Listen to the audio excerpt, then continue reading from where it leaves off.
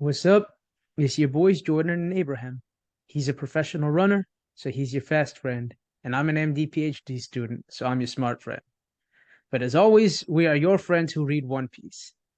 Firstly, I'd like to apologize. Sorry we were off last week. Jordan got COVID and he was feeling a little bit under the weather, so we couldn't record. Bro, it But was before we terrible. hop into yeah, I mean, you're feeling better now, right? I am feeling better, man, but it's my third time getting COVID. I was messaging one of my boys and he said, who also got COVID again right before US champs this year, before the Olympic trials. He said, bro, COVID has us in his death note. Like, like COVID is just like running around with a death note and it's been writing my name in there. I've been chosen. Dang, So I'm you glad to be have been. feeling better. Sorry for being out last week, but It's all good. it's brutal being chosen for this. That's all I'll say. It's all good. Before we hop into the new chapter this week, if you're listening on Spotify, please take a moment to rate us 5 stars. Feel free to reach out to us at our YouTube page, Friends Who Read One Piece, or on Twitter at FWROPPod. We look forward to hearing from you. Jordan, we got chapter 1117 this week. I think the title is just Mo. Mo. Why don't you give me a rundown of what happened this week? What happened this in this Yes, sir. chapter? But we start off watching Krieg's pirate crew on Pirate Island, Mont Blanc, Noland and his monkey pals, and Smoker on a banned new four-wheeler reacting excitedly to Vegapunk's news before we cut to a Navy General Hospital where all of Sword, I forgot all their names until I looked it up like just before writing this, is listening along with Kobe and Helmeppo and bandages in a hospital bed. It looks like we're going to get some answers soon, Prince Groose remarks before Kujaku says, it's our turn to step up. Abraham, is Sword finally going to make a move? So it's funny. Morge actually put out a video related to the role of the Marines and Did he now? Did he and, now? and the end game of the story. And I feel like this is kind of what Sword is getting at, where his point is basically that the Marines are function as this arm of the world government, like the militaristic arm of the world government, because they believe that the world government is serving like the greater good of the world, right? Mm-hmm. So if all of this stuff is revealed that the world government is committing genocide and that they're actually not this force for good that they're presenting themselves to be, then would the Marines turn on them, right? And that kind of feels like what Sword is getting at, what they're and not to say that they would ally themselves with like pirates, like the Straw Hats, but that they would almost be a third party that's like maybe like a militaristic coup kind of thing where they're like the world government clearly isn't fit to rule these people, so maybe we need to. I don't know.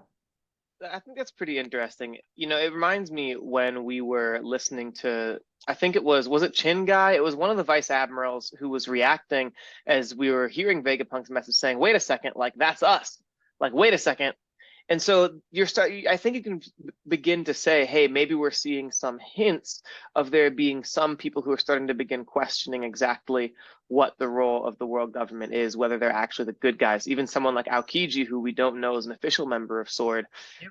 could be seen as someone who, like, surely he's not the only person who was on O'Hara when they're just blowing up civilian ships who was like, wait a second, like this seems a little bit messed up. I think my Yeah. question to you with that is, how big do you think this coup might be? Because I don't know if Vegapunk has said so much yet that it Yeah. really has like turned the world upside down on the world Yeah. government. Like I don't know that regular people are start distrusting them. Uh, Yeah. how big do you think this coup is, and do we know how big Sword is, how many members they have, or just we know a few prominent members of them? I think we just know a few prominent members.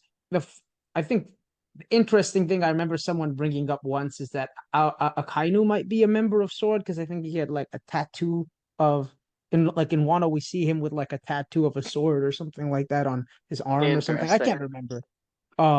Alex, And you can look it I up would if guess you're you free. disagree with that, right? Yeah, I don't think Yeah, yeah. Akainu being a member of Sword would not feel like it doesn't feel like he that would be in line with his beliefs and value system. I personally don't believe that. So I don't think Sword goes all the way up to the top like that. I think we've seen a couple of the more prominent members. I actually kind of I don't actually expect Aokiji to be a member of Sword. It feels like something that would be in line with uh like up his alley, kind of like what X Drake is doing. And it wouldn't Right. shock me at all if he was, but I kind of have the impression that Oda is writing Aokiji to be his own independent, like vigilante kind of thing. Like he's definitely not a real member of the Blackbeard Pirates, but I actually don't think he's still affiliated with the Marines in any way. And I think I want to get back to what you were saying about Vegapunk, what how much Vegapunk is revealed, because I agree he didn't reveal a crazy amount, but I still do think the idea that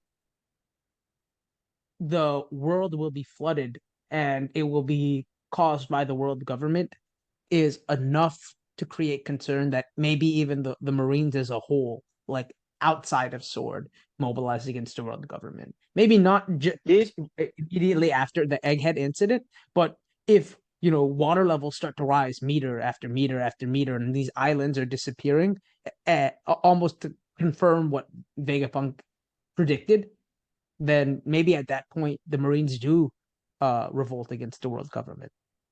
did Vegapunk did he re he revealed that the winners of the war are currently the world government, right? But did he reveal that they are responsible for the man-made event that caused the seas to rise?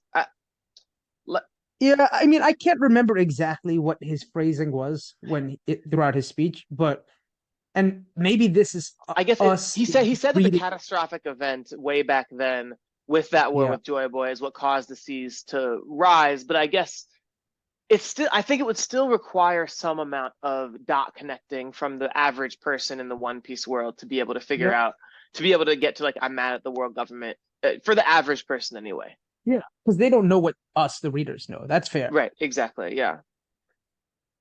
Yeah, Sorry, go on. What were I you saying? mean, Oh, go ahead. Go ahead. no, no, I mean, I think that's a fair point. I'd have to go back and look over his speech to see exactly how um I don't know if accusatory is the right word, but like how explicit Right. he is about saying that this was done by the 20 kings and the world government, um to really know. And it looks like Alex yeah shared a photo of Akainu, yeah, with a sword on his arm. That's what I thought. But um appreciate it, Alex. Thank you. So yeah, there was a chapter back in Wano where we do see that Interesting. Akainu has a sword at like at the top of his bicep. So maybe If he sword is does go all the way to the top, but if he is actually the president of Sword, that would be the craziest like 180 that he like. But I couldn't believe it. Like I couldn't yeah, believe it. Like like blowing up the no because the exact things that he's responsible for are the exact things that Sword like exists because they're unhappy with. Like yeah, Kobe standing up to Akainu is like one of probably like a foundational moment for like people who are Sword, for people who are part of the world government. So I think I'm completely mm, with you that I disagree yeah, that Akainu is part of Sword.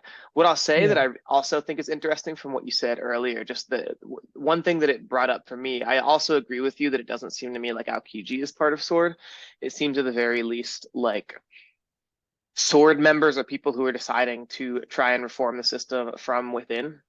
Yeah. And Aokiji, whatever he's doing, whatever sort of sense of justice he's pursuing, he's doing it by joining up with the Blackbeard pirates and allying with what seems at this point to be a force for evil.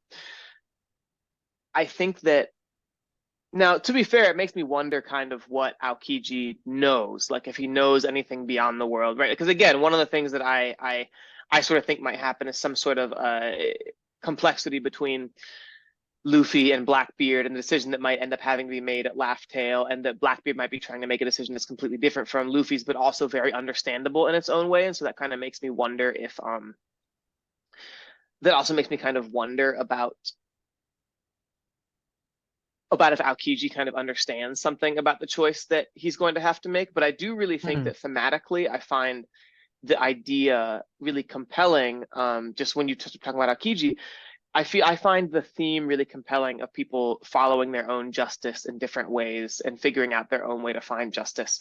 And Yeah. whereas we see Kobe and Sword doing that in Kobe and Kobe, Drake, the other sort of is doing that by trying to reform it. Guys like There's, Aokiji doing it elsewhere. Guys like whatever Luffy's sense of justice is elsewhere. Obviously, we see more evil ones in different places, yeah. but I think that's a really brought up a really I agree. compelling We're theme for gonna. me. I can't wait to learn more about why Aokiji specifically chose the Blackbeard pirates, and what he's hoping to like get from partnering with them. And there's a lot we have to learn about Aokiji. But what else happened this chapter, Jordan?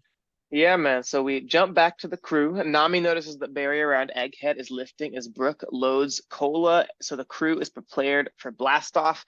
But Jinbei and Zoro are lagging behind, chasing after Venus Juro, who's headed for the ship. As Venus Juro approaches the Sunny, Jinbei throws Zoro to protect the ship, and they clash. As Conqueror's hockey spills out everywhere, Venus Juro notices Zoro's swords and remarks, a Kitetsu blade. Yeah. So I think this is a big win for the people who I don't know shipped Venus Juro versus Zoro in the final battle, right? There was always this idea that, and I remember we talked about it. You actually, I remember you hated it, right? The idea that, oh, he's a swordsman and Zoro's a swordsman, so they're gonna fight each other. Yeah, Um, but yeah, like yeah, I just I don't want it to be a series of one by ones against the Elder Stars, and I don't like the we just see a sword with someone and that's it. But go on. yeah, but I mean, I think it was for me, it was always something that was reasonable. That we know that Zoro's opponent is always going to be someone who fights with swords. They might not necessarily be a swordsman, like Mr. One was not a swordsman. King was not a swordsman, but they fought with like bladed weapons, right? And the one person in the Gorosei who we expect to be kind of like who are Emu's inner circle, right? There was only one swordsman, so I thought it was just based off that was reasonable enough to try and project and be like, yeah, Zoro will fight him eventually. But Mm. him having the Shodai Kitetsu, I'm assuming, uh, that that almost confirms that this is going to be a fight that actually happens. Like, I don't want to say 100% because nothing's ever 100%, but like over like 90% for me that they're going to have an actual fight at the end game of the story. I don't know if I would get to like 90%, but it definitely feels like it makes it much more likely, and like there's the potential for some sort of. It feels like there's the potential for some sort of history of how did Zoro get the sword? What are the Kitetsu blades? There's some sort of potential for like there's some sort of potential for like understanding more about Zoro's history, which we've been waiting for, obviously, for Yeah. 30 years, and we thought was going to happen in Wano. We've seen some of his ancestors, but I think at this point we just like don't know what a Kitetsu blade is. I think that my my reaction earlier, I think like there's just way too many times that we see, oh, Queen has a sword. Zoro's gonna fight Queen. This guy has a Did Queen sword. have Queen had a sword? Yeah, he had. It's like people saw a sword on him at one point, and like he Mm. had like a big, and everyone was like, oh, and so I think that I don't really like that as like a rationale for that's why Zoro's gonna end up fighting this guy. But I also think that I've been resistant to the idea that it's going to be I was the idea that it's just going to be like a series of 1v1s against the Elder Stars, where I think there's just like so much more potential for Yeah. complexity over the course of the rest of the series. Um, Hmm.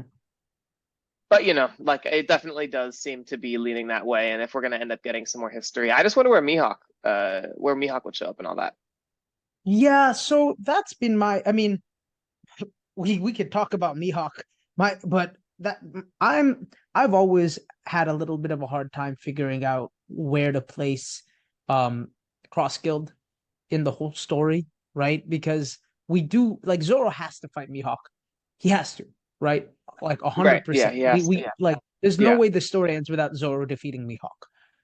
Now the question is, do you expect Zoro versus to take that title from him at the absolute end of the story, kind of like an epilogue where we have like a one chapter like after the final war where Zoro's fighting Mihawk. I personally don't really expect that because I feel like it would feel anticlimactic for me, right? That we just get like a or like the classic thing when a series is wrapping up, like five pages or whatever, Yeah. maybe a couple pages depicting a Zoro versus a Mihawk fight. Zoro wins. Like this is one of the more meaningful moments that we've been building to since the Barati AR, right? Yeah. I So mean, since like I chapter in 60, right? Like, yeah, so in my head, Zoro versus Mihawk has to happen earlier in the story, right?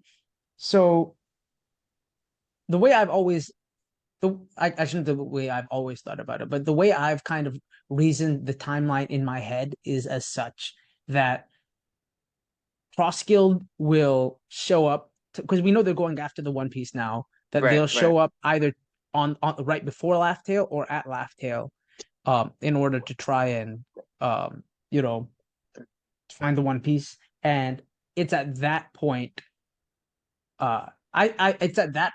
it's at that point that um Zoro will fight Mihawk. I actually Let me rephrase this. I think mm, The Blackbeard pirates and the Straw Hat pirates will fight on Laugh Tale over the One Piece, and this will happen before the final battle of the series. Because as you know, I expect Emu to actually be the final villain of the series. We don't right. need to get into all of that, but they get to Laugh Tale, they fight the Blackbeard pirates. As they're leaving Laugh Tale, maybe the Cross Guild shows up because they're also pursuing the One Piece, and that's when Zoro fights Mihawk and defeats him, takes the title of strongest swordsman, and then goes into the final battle against the world government with the title of strongest swordsman. Is in my head how the timeline works.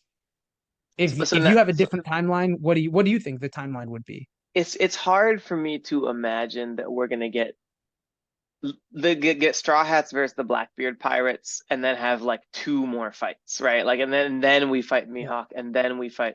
I'm like, man, what if Mihawk is actually like Im's brother? You know, they got the same eyes. Like, what if, what like, I'm like, what if like Mihawk is actually like can do the summoning and is like a different part of their like fragmented consciousness? You know what I'm saying? Like, I like like like could Zoro and Mihawk have like a competition to decide who's going to defeat Venusjuro? Like, are they going to end up Yeah. like working together to like defeat him somehow? Like, as part of this giant Yeah. coalition that's fighting all of the world government because no one, even Mihawk, uh can't handle Venusjuro because being the world's strongest swordsman is different than being the world's strongest centaur horse demon.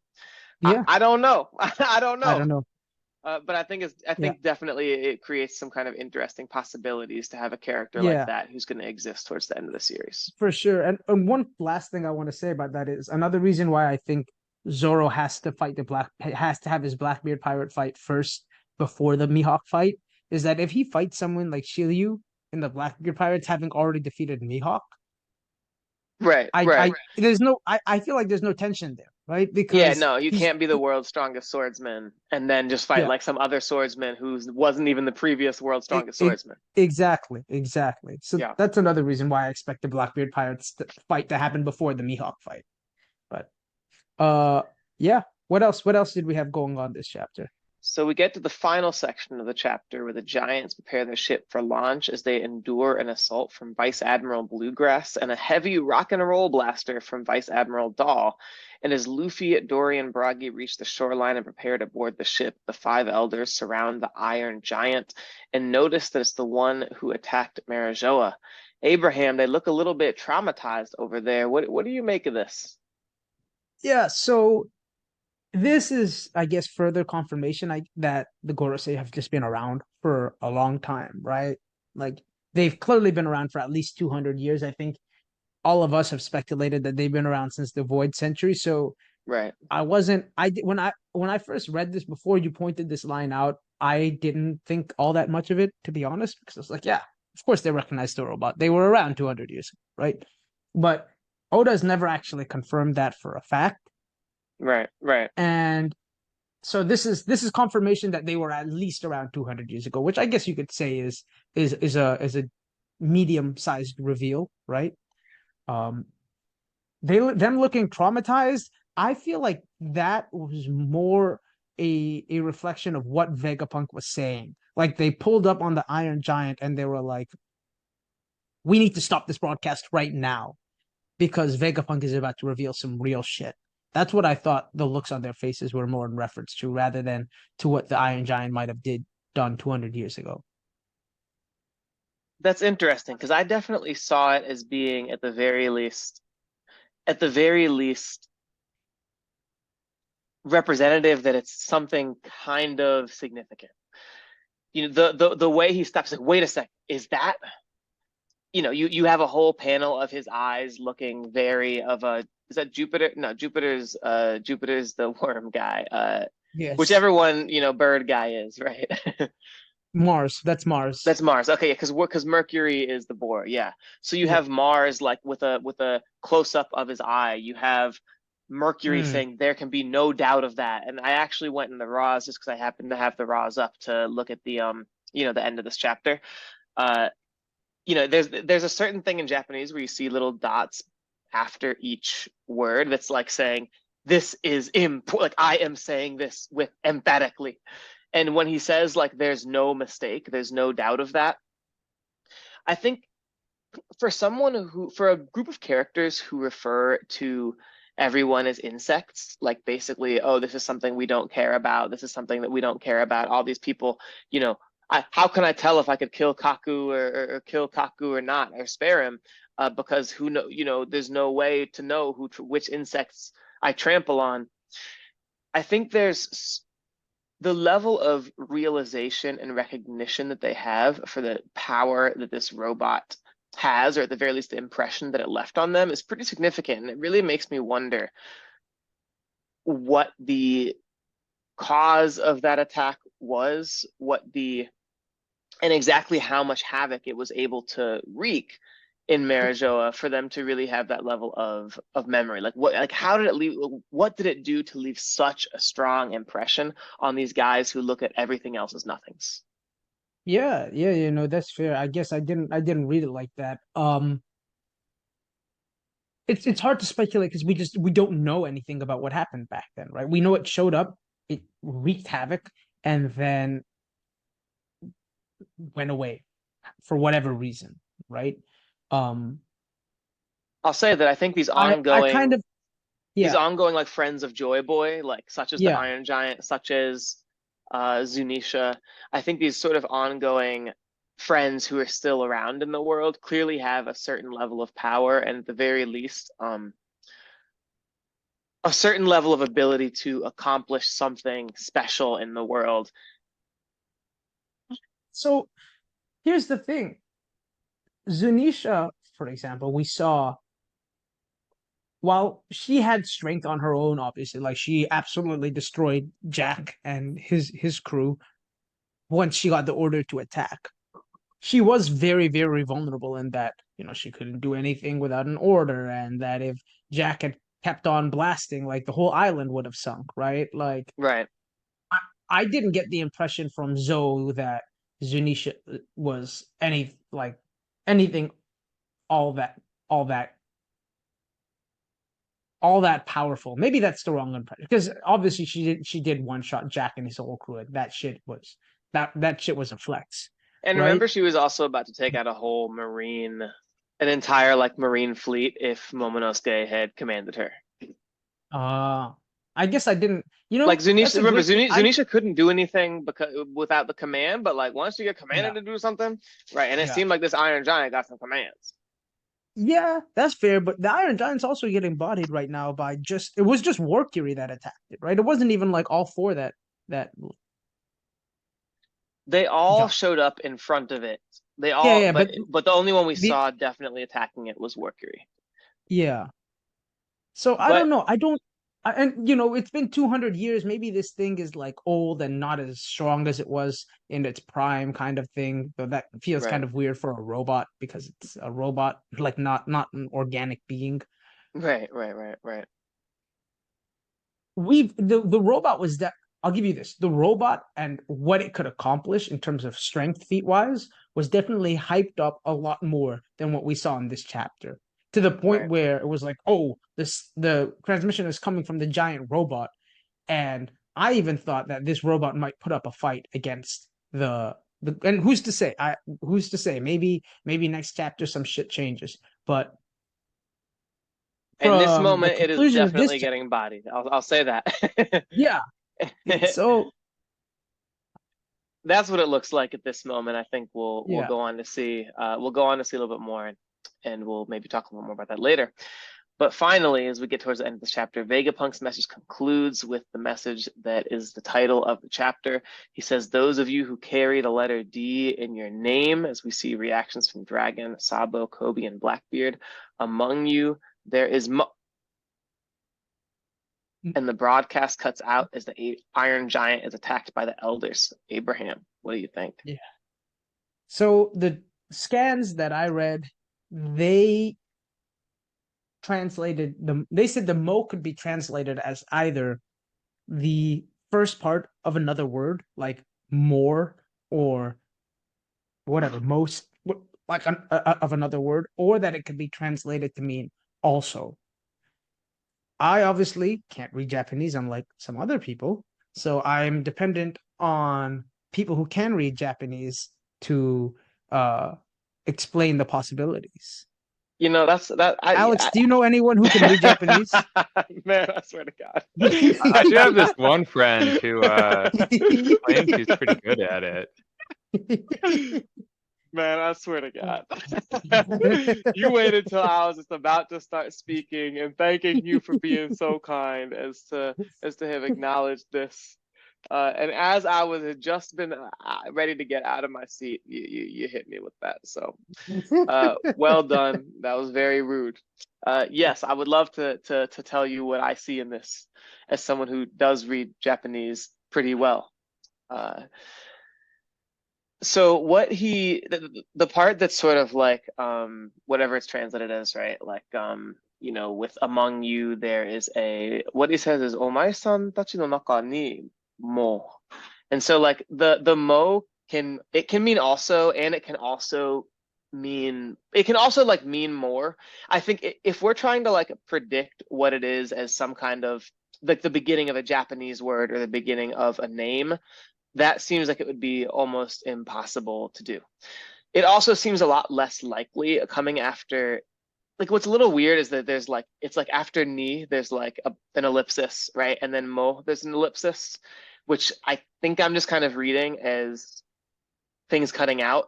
But it's like ni mo. But I think what it feels like to me is they're suggesting that it reads to me as within, like also within you there is something like that. Mm. And so it brings up for me something that it's going to bring up like whatever the core characteristic and or the core, if there's any kind of actual like bloodline lineage, like whatever, it's something that Yeah. is inside all of them that would be passed on, which I think sort of makes sense as we begin to learn about this idea that the war is still going on. Yeah. So the more I feel like I learn about the D clan and the will of and the people who have the initial D in their name, the less I feel like there is some bloodline or something that unifies or some common philosophy that unites them. I guess what I like I think about someone like Roger versus someone like Rocks. I think about someone like Mm-hmm. Luffy versus someone like Blackbeard, right? Teach. Yeah. Um, and they just seem so ideologically like different from one another, right? And maybe you could make the argument that someone like Blackbeard represents the extreme of a philosophy like Luffy, like unbridled freedom resulting in chaos. Right. And maybe that is what the will of D or the D clan represents. But I just have a hard time finding something that unites all of these different members of the D clan, right? So that's why I can't remember who I think it was. I can't remember what my cousin said, but my cousin Aaron in the group chat was talking about. Well, what could the more mean? Is it like more one or one of you is also a traitor, one of you is also a, like, I think there's a lot of interesting possibilities that are going to be hard to speculate on. But to me, it doesn't feel like this will be something that unites everyone. Like one, you know what I mean? I feel like I'm maybe not explaining myself all that well. I think I know what you mean, and to me, it's like what I the way I understand the idea of them being united is not so much that. So if you take, for example, what we know about the D is that they're the enemies of the gods, right? Mhm. And the way we've seen that manifest has been really different for different characters.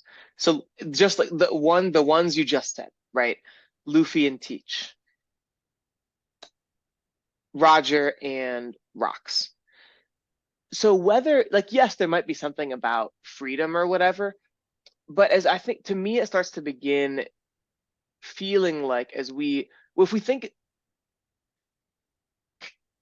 like it's there are different ways that resisting whatever the world government and like the side of whatever 800-year-old war we're talking about, there are different ways of resisting that are still resisting it but are completely ideologically different, and so they result in people who are not actually aligned with each other despite both being enemies of the same people. And I think that that's the piece that makes me think about this war and the long history of it feeling it makes me feel like that's the ongoing part of this war, right? Like, so when we think about what has Vegapunk been talking about, well, he said Joy Boy is the first pirate like the sun god Nika. He said there's these people who, you know, made the sea levels rise a bunch. And remember, his talking about the D clan and saying among you there is a continuation of those things and a continuation of the idea that the 800-year-old war is still going on. To me, it wouldn't surprise me if he was intending to say something along the lines of within you there's the will of whatever, like a sign of whatever faction of the war, like a Mhm. sign of something that connects them to this 800-year-old war that we just learned about. Maybe it's related to what Whitebeard says before he dies, where he Mm, tells Teach that you're not the man that Roger is waiting you're for, not the right? man Roger's waiting for. Yeah. That there is one particular person within the D clan that who we all speculate to be Luffy, obviously, that Right. satisfies these requirements, right? Right. Um,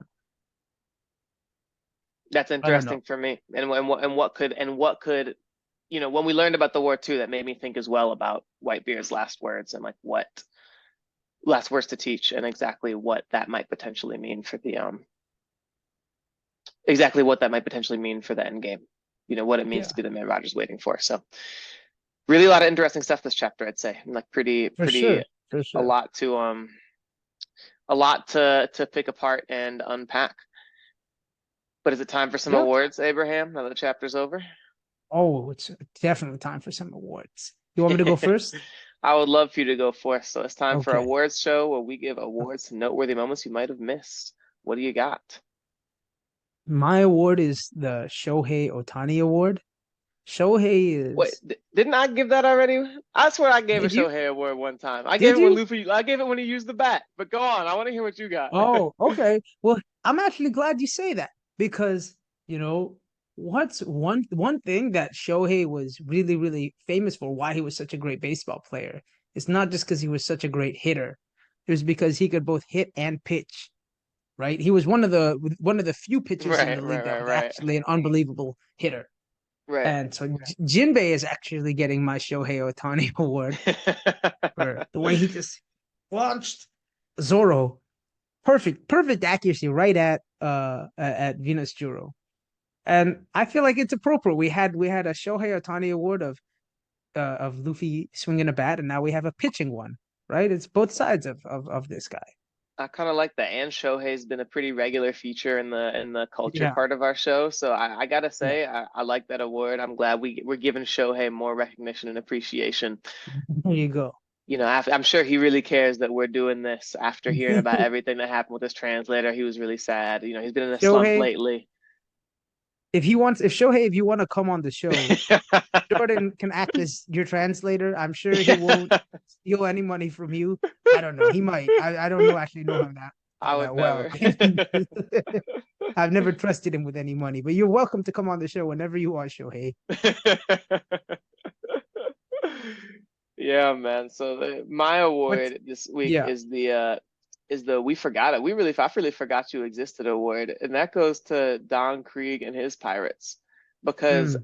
honestly, I don't even think I would have recognized it as the Krieg pirates if the spoilers had not told me that that was the Don Krieg pirates. And I can't even believe they made it all the way to Pirate Island after what they had been through. I guess they came back on the Grand Line. You got to see Yeah. Jin again, and I thought that that was going to be the one person from all of One Piece that we just never saw again. Yeah, that was I'll be honest, I didn't notice that those were the Creek Pirates until I heard people bring that up. And then I looked again and I was like, I guess I kind of see um what's his name? Pearl.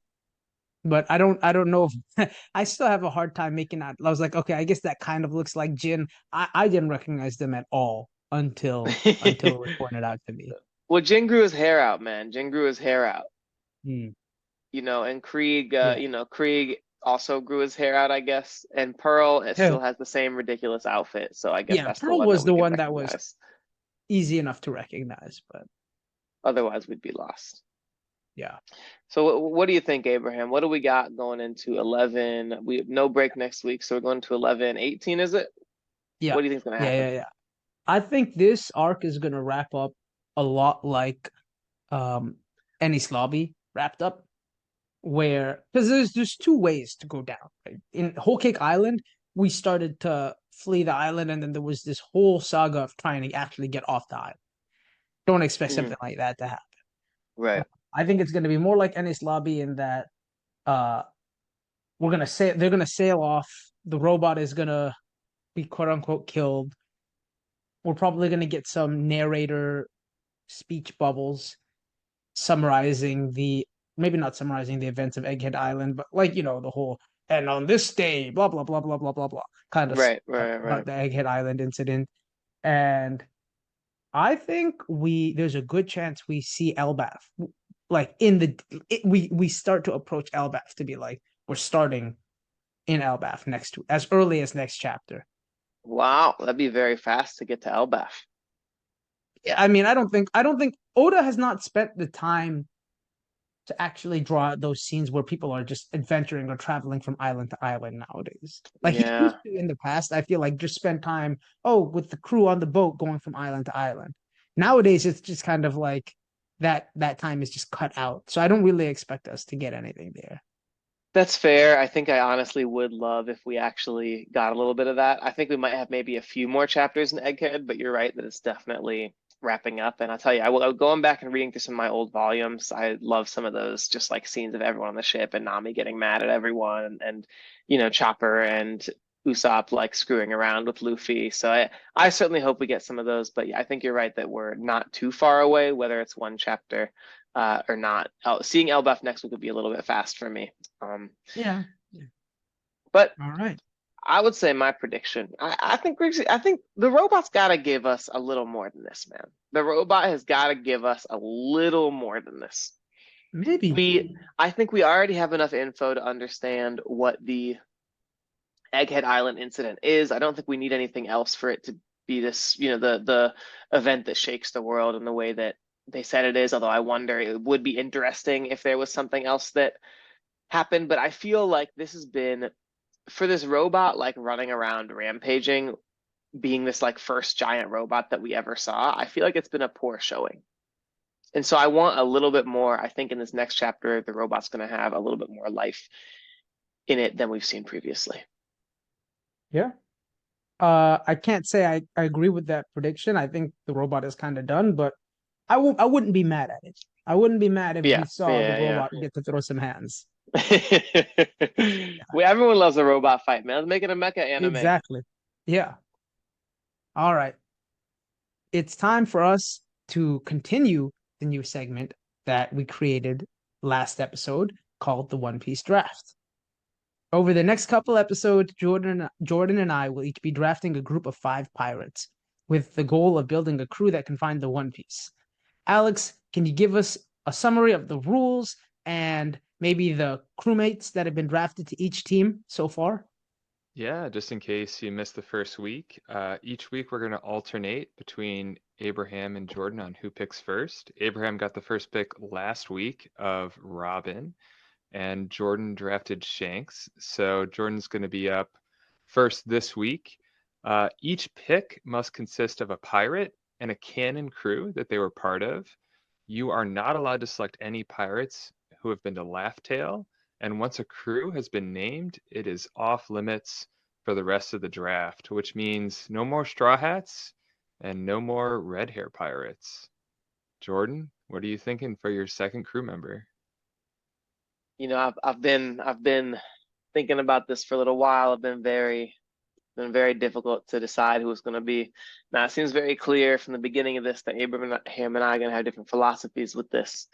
Your Yeah. boy is definitely going to have a strong crew. I said, who should I take? And it's got to be my boy Shirohige, bro. We going Whitebeard. Oh man, that's a solid pick. That's actually who I probably would have taken if you didn't take him right there. Very, very strong pick. Now Listen, I will he's say strong. Okay, okay, go ahead. no, go ahead. You I can thought you can we got one of the strong. I mean, known as the world's strongest man. Well, not the yeah. strongest creature. It's supposed to be Kaido, but he kind of had a weak showing. But strongest man. We Mhm. saw him go up against the Marines. He would take them down. Homie was good friends with Roger, so he certainly knows certain things about the One Piece about Laugh Tale, and he definitely has not had interest in going there. But I wonder it'd be interesting if he actually wanted to try, knowing what he had. He also had spent some time with Odin, so he knows some things about One Piece, and obviously he's just a really good guy. He loves his crew. He's relatively amicable, and he and Yeah. Shanks, despite being adversaries, clearly seem to have a level of rapport between them that's going to not make our crew go completely crazy. So we got two boys, Conquerors Hockey, very strong. That's so he this that this extremely strong crew. But one, Whitebeard already told you the problem with having multiple Conqueror Hockey users on a crew. He said that's why he didn't actually want to have Odin on his crew originally. He's like, I've seen the issues that can come up when you have so many Conquerors Hockey users on the same ship.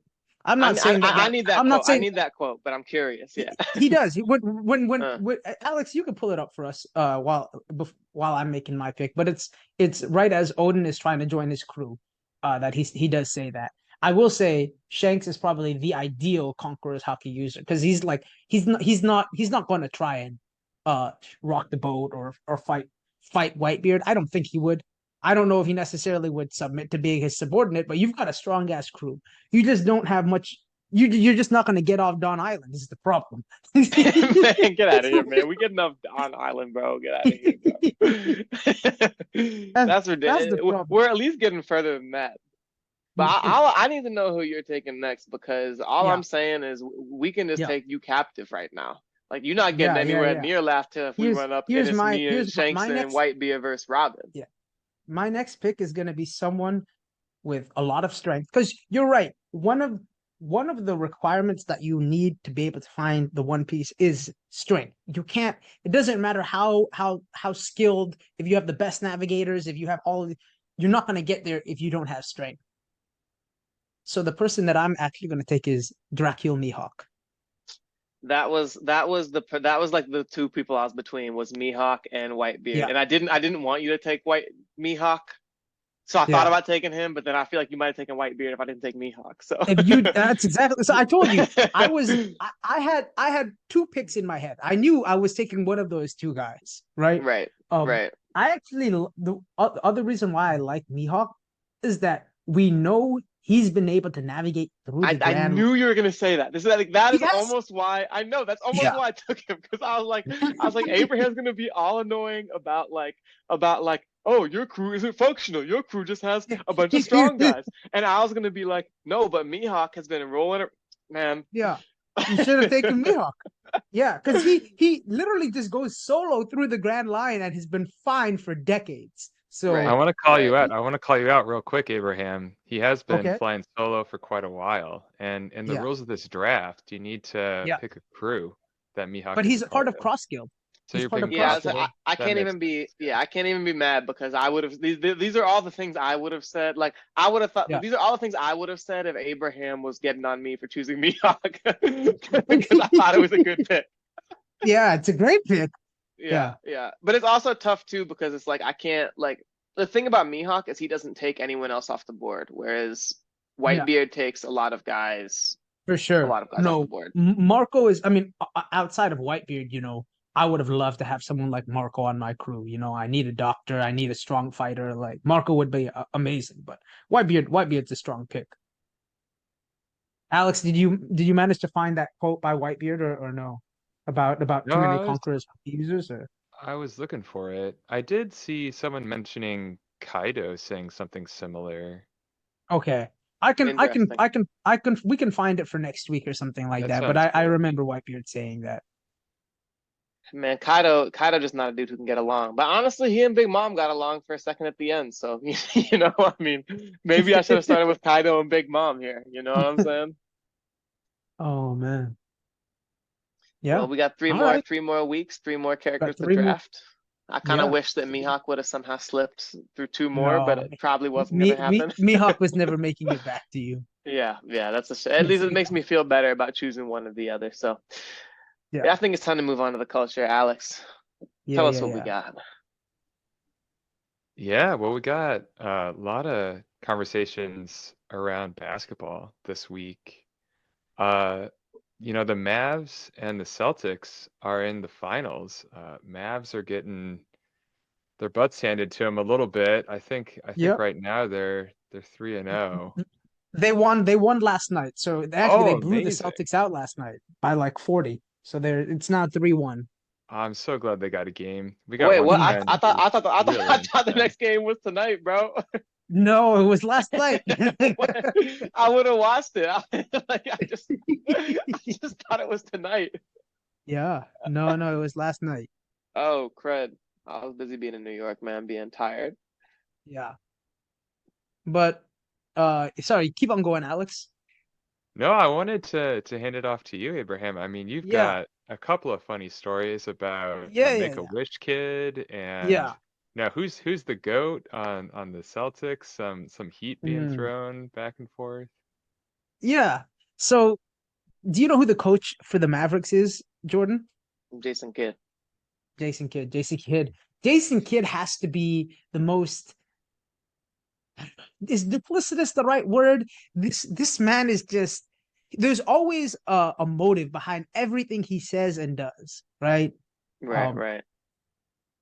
even like as a coach, he's like he had one incident years ago where he was out of timeouts, for example, and he told his player to like bump into him so he could spill his drink and get an extra stoppage and what he's Right, always right, trying to right. like play mind games and get like an upper hand. And it was kind of funny that at the start of this series, Jason Tatum he's almost pretty much unanimously considered the best player on the Boston Celtics, right? He's Right. from St. Louis, really proud. I love St. Jason Tatum. Louis. And Jaylen Brown, who has like a great game one against the Mavericks. So the reporters are asking him, and they're like, you know, what's the challenge with defending Jaylen Brown? Like, why is it so hard? He's like, of course it's hard to defend Jaylen Brown because he's their best player.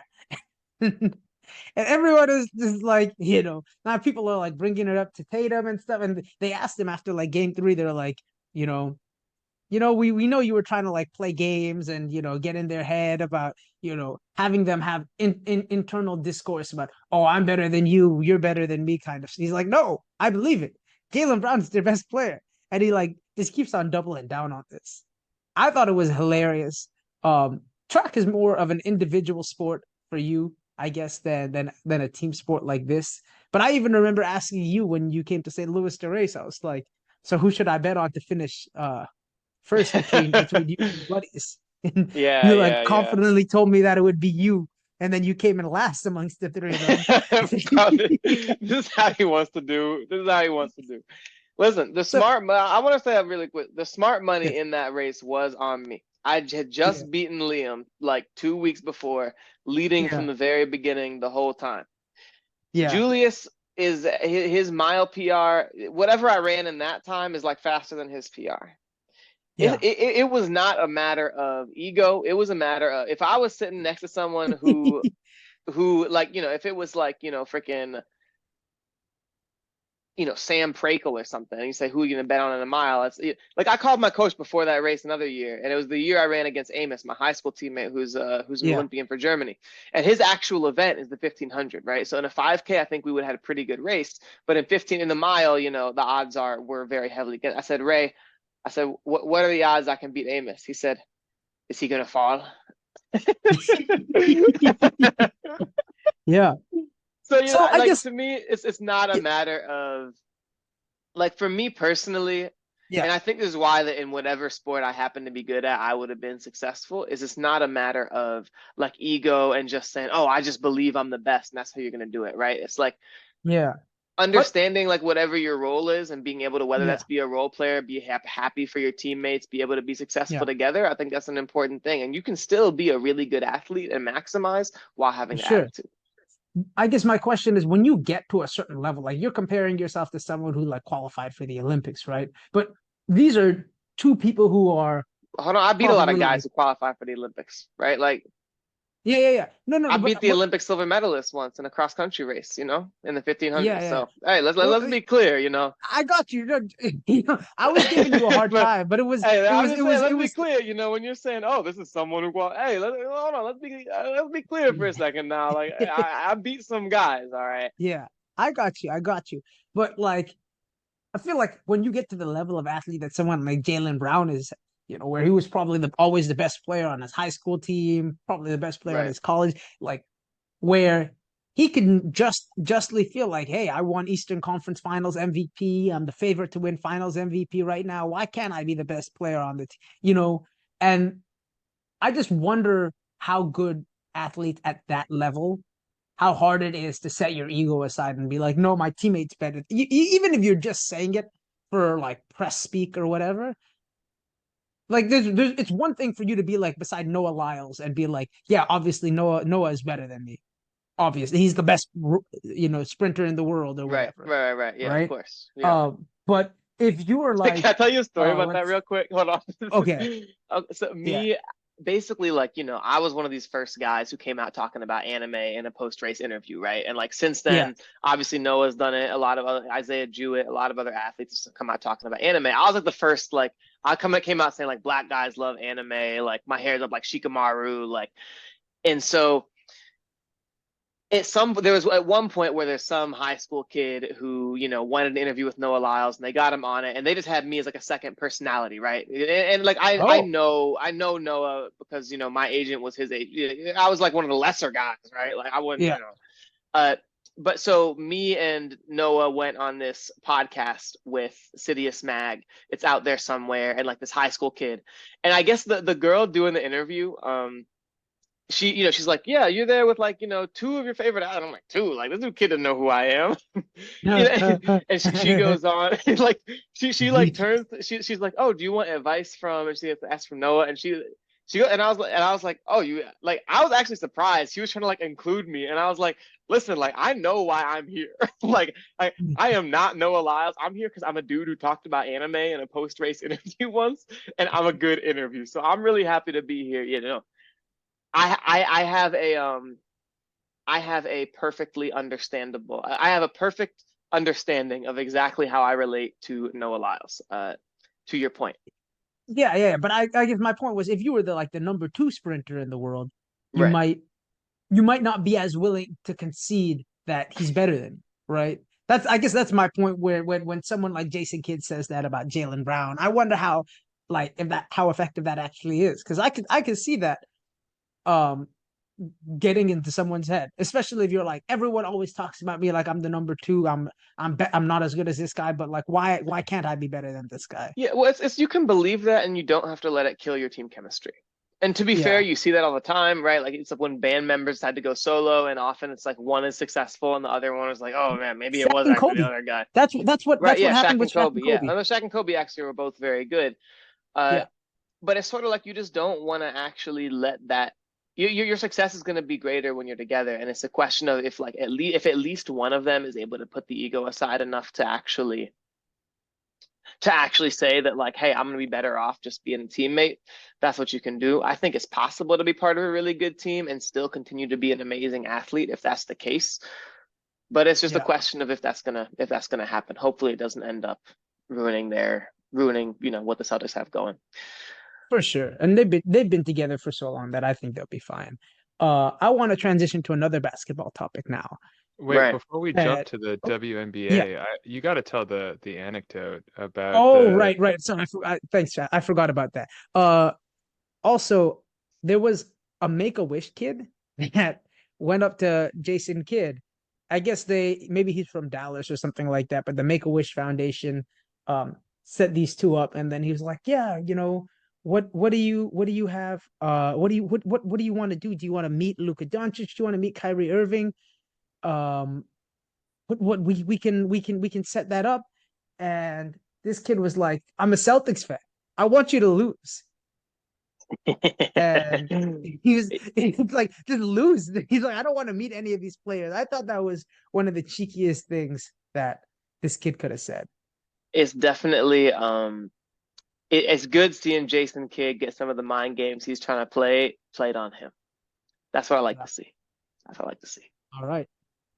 So I want to talk about Caitlin Clark because Caitlin Clark has been everywhere right now. She was recently left off of the Olympic team, and she's been subject to what I think some people would call hazing in the WNBA. So, for those of you who don't know, Caitlin Clark is a women's basketball player. She has basically all the NCAA records for scoring and assists. And she's like a phenomenal player. And she's actually been one of the few female basketball players that's been able to pull big numbers. Like all of her college basketball games were doing better broadcast numbers than the men's college basketball games. And they were even pulling numbers than a lot of NBA playoff games.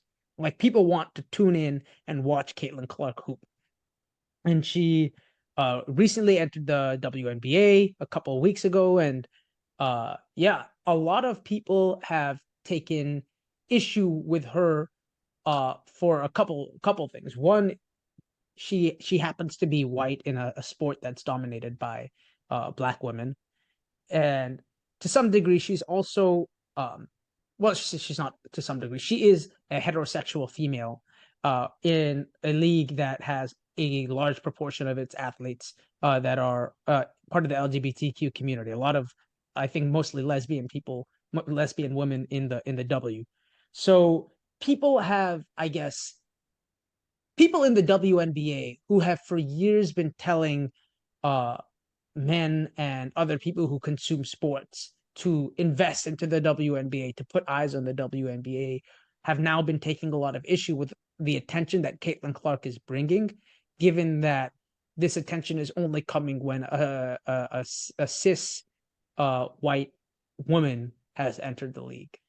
And I guess this is bled into like politics, with like Jill Biden inviting Caitlin Clark's team to the White House even after they lost in the national championship, and it's caused a lot of strife. What do you think about the female athletes in the WNBA who I think have shown some degree of resentment towards Caitlin despite the attention and money that she's brought to their league? Like as an athlete, like what are they supposed to do? You know what I'm saying? Like as an athlete, I'm not like, oh, I'm thankful that you're making track more pop. Like Yeah. whenever, like it's like when there's like high school phenoms, like college, like whatever. It's like you don't want to lose to these kids. You don't want to lose to these newbies. You don't want to lose to these inexperienced people who are just like showing up like that. And so I very much feel like when you talk about these athletes, it's, the idea that they're supposed to just be thankful that she's bringing eyes to it, and the idea that those eyes are coming to it only as a matter of Caitlin Clark and not about the game of basketball, to me is ridiculous. I disagree with that. So I'll put it this way. When LeBron first entered the league in 2003, right? There were a ton of quotes from, you can go back and see his teammates that were on the Cavs his rookie year saying, "We don't need this high school kid. We're he might not like make the rotation, blah blah." Like they were basically just hating on LeBron, right? Sure. The idea that there was this high school kid that was going to come into the league and save the team, which he ended up doing because he's one of the fucking greatest basketball Right, players right, right, ever, right, right. right? And I think not acknowledging the effect that Caitlin Clark has had on viewership in the WNBA is straight up, I don't know if ignorant is the right word, but it's just factually, you look at I think average games involving Caitlin Clark's team have pull like on average of like 17 to 20,000 viewers per match, like, and they fill up NBA stadiums. Whereas games that don't have Caitlin Clark in them this season pull like an average of like 7 to 8,000 viewers, right? So to say that a lot of the eyes and money that is coming to the league is not directly due to Caitlin Clark, I think is factually incorrect. Now, I'm I'm not not saying saying I'm not saying it's unrelated, but I'm saying the idea that these athletes are supposed to just be like, oh, it's because it's Caitlin Clark. yeah, no, no, I agree. I'm not saying they have to get down on bended knee and be like, she's the best. I'm so grateful that she's in the league. It's more that I think some of the response to Caitlin Clark and the viewership that she's bringing has been a little bit hypocritical, because as someone who I consume a lot of NBA basketball, right? I don't watch any college basketball. I don't watch the WNBA. I don't watch um Euro basketball. I really only watch the NBA, right? And there's been a lot of people who have vocalized that the reason why the WNBA is not successful is because they don't have the support from largely male viewers with that they don't have enough support from basketball fans, which are largely male viewers, to support their league, right? Right, And right. now there's this idea that people are tuning in and the league is becoming more successful. Instead of them flying like commercial flights, they have like charter flights and charter planes specifically for these teams, and like the salaries of these WNBA players is going to go up and their working conditions are going to be better, right? But it's almost like it's not good enough because it didn't happen in the way that they wanted it to happen. Because it didn't happen when it was, let's say like because Angel Reese entered the league or something like that, or because some like maybe black or lesbian, like it was a cis white woman who entered the league and that caused people to pay attention. And I feel like people are people are kind of shooting themselves in the foot when they're like, we want you to pay attention to our league, but we're unhappy that you're paying attention to the league because it's because of this particular athlete. It feels hypocritical to me that I think there's this one thing where yeah. I think one thing is it's like it's a lot to ask. Like it's the idea of like all money is not good money is the first thing, right? And so to me, I don't understand it as and I'm not necessarily saying that the money that comes from Clayton Clark is not good money, but in a lot of situations, there's money that you might have the opportunity to get, Uh-huh. and would you feel good about taking that money, right? It's like I would love to have $10 million. Now, Sure. if I could have $10 million and that $10 million comes by like kicking a bunch of poor people out of their homes and then like selling those homes or something like that, right? Like Uh-huh. that is not the way I want to make $10 million, right? That's Okay. obviously that's like an extreme example, but and so I think the idea of saying that these women don't what they want is not just money and saying, oh, we want more money. It's they want to be recognized as the kind of athletes that they feel that they are, right? Like they Right. want people to recognize their sport of women's basketball Yeah. as being the athletic feat competition that is like worth talking about and worth Sure. following. And so when we suggest when we say, oh, it's just like all Caitlin Clark, it's not about women's basketball, so they're shooting themselves in the foot. It's like the money that we're talking about, it's not all just about the money, it's really about the respect. And when you then say, and that money is often a signifier of the respect societally, but when we say it's all about Caitlin Clark and it's not really about the rest of the women's game, that's like that's disrespectful. Like that's not giving the women's game itself the respect that they feel that it deserves. And so that's So why it's not hypocritical. I think the first of all, the analogy that you gave, I mean, I'm glad you acknowledged that it was a bad analogy, because it wasn't it's not like Caitlin Clark coming into the league is something that was like unethical or whatever, Yeah, right? no, but But I'm like the but point I'm making is not whether it's ethical or not. I'm just saying that not all money is good money, right. right? You don't just want But to make money however all here's the time. here's the thing. Here's the thing, right? When I watch an NBA game, there's a reason why I don't watch a team like the Pistons play basketball. It's because they don't have anyone on their team that makes me want to tune in and be like, watch that game. But when I watch the Nuggets, it's because, hey, Jokic is my favorite player in the league to watch. I love to watch this guy play. I might watch a Lakers game because I would love to watch LeBron play basketball, right? There is, and so it's also the idea that, look, your sport is not in a you're not in a place. You know the expression "beggars can't be choosers," and I'm not calling these women that are in the Yeah, you WA are. You actually are. No, I'm you not. literally I'm not. are.